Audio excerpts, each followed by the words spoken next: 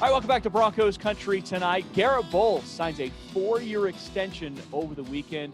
Ben, I got to tip the cap to you just a little bit here because you said he was going to get top 5 left tackle money. There were people out there that were like, I don't know if that's going to quite happen, but you were on top of it. He got top 4 money. So I guess I could give you a little bit of a hard time there, but, you know, semantics, that type of thing. So top 4 money, $68 million, 4-year extension. Why was this important to get done now? Well, it was something you needed to get done. John Elway needed a win. John Elway needed a first-round draft pick to pan out and get that big money second contract. Garrett has shown that he's become that guy. You shore up the left tackle position. He's played well. You've got that locked down. Actually, the left side of your line is really locked down for the future. With Dalton Risner, Garrett, and of course you drafted Lloyd Cushenberry at center. Hope he pans out as well. It really feels like this offensive line is set for the future. With Juwan James coming back, you'll at least get a year out of him. You've got Elijah Wilkinson, who they like, that'll come back from injury. So next year they're pretty set there, and that's interesting to note. Relative to the feeling going into free agency of the draft this past year, where people thought the offensive line was in shambles. And that has largely been an Achilles heel of John Elway.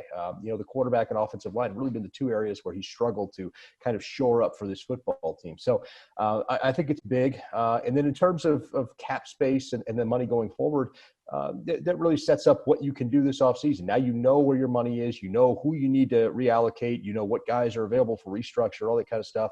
You can work on a Justin Simmons thing. You've got enough money left over. You can tag him again and use that as leverage to get a deal done and get negotiated long-term with Justin Simmons. So, I think it gives you the flexibility with the tag to be able to leverage your best negotiating power going forward.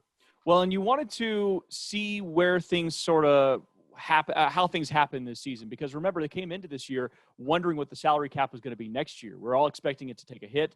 Part of the reason Justin Simmons' contract didn't get done in the first place is because the Broncos wanted to be judicial. They wanted to make sure that they were going to be not set up in a bad situation when they came into the 2021 season, where we're expecting the cap to go down just a little bit. But maybe they're getting a sense, and maybe you're getting a sense, that the salary cap is not going to be as bad off as a lot of people were predicting.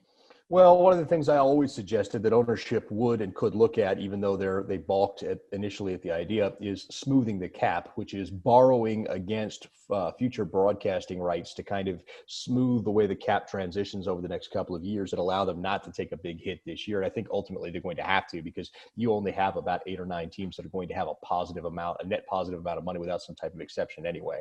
The ownership doesn't like doing that because it essentially amounts to an interest-free loan to the players that ownership doesn't get any money back on. However, I think in this case, it really just makes the most sense for everybody involved. That said, Broncos will have a tactical advantage. They're one of those teams that's going to have a surplus of money going into the season that they can roll forward.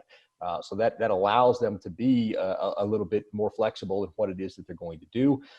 And I think, again, with Justin Simmons being the last big contract out there that you really need to get done, I think it allows you the ability to be able to do it. So why were you not surprised that Garett Bolles got top 4 money? Again, we talked to some people even on our show, on the radio show, that were kind of a little bit like, well, wait a minute. This guy had 3 sort of mixed years here in Denver, and he's had a fantastic year. He's certainly getting paid top 5 in part because of his performance this year. And I guess the only thing I can think of is that if he would have gone to free agency, he certainly would have been paid as one of the premier left tackles. Well, he would have. And I think if you look at this overall, it's not just this year. I mean, Garrett played well down the stretch last year. The final 5 or 6 games of the season, he actually played pretty well last year. So it's not just a one-year wonder kind of thing. There's ample evidence that he showed flashes before the end of the season. The previous year before that, he had a 4-game stretch where he played all right. So, I think that the Broncos are having faith in Garett Bolles, that he's finally gotten it. Garrett took a bit of a discount off what he could have made and would have made on the free agent market. And, I think everybody's happy with that. I think the Broncos are shoring up their left tackle position. I think they're excited about that. Garrett's excited about it. I think everybody's just excited about it. All right, so let's go ahead and project the offensive line into next year, because, at this year, it's been good, but certainly not great, especially the interior of the offensive line, as Lloyd Cushenberry is still learning on the job.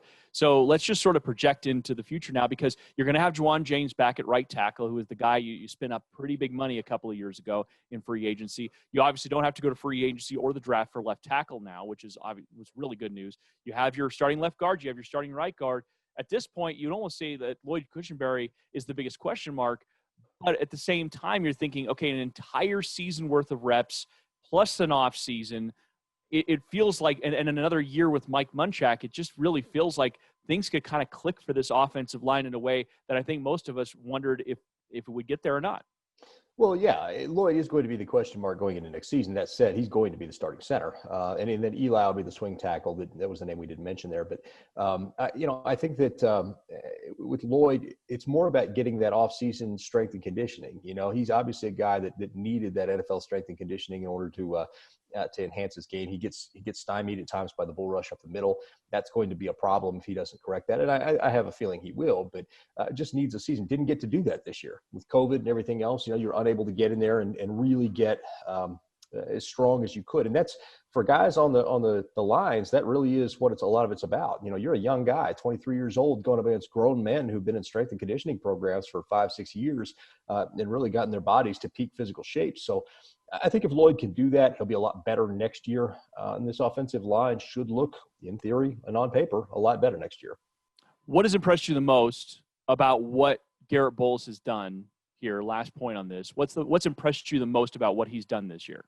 Well, obviously the improvement is impressive in and of itself, but I think to me, the mental fortitude to understand that you needed help last year, going outside and out of your own pocket to hire an additional coach during your downtime to go over things that day and pick up things that you may have missed on in the heat of the moment. I think that, we talk about Garett Bolles and having a learning disability, but to me, that shows the greatest intelligence that you can think of, understanding that you have your own flaws and being willing to do what it takes to correct them. And so to me, that's the most impressive part of what Garett Bolles did over the last, 16 games, 18 games. Yeah, certainly impressed with his mentality at the position, the work he put in the offseason as well.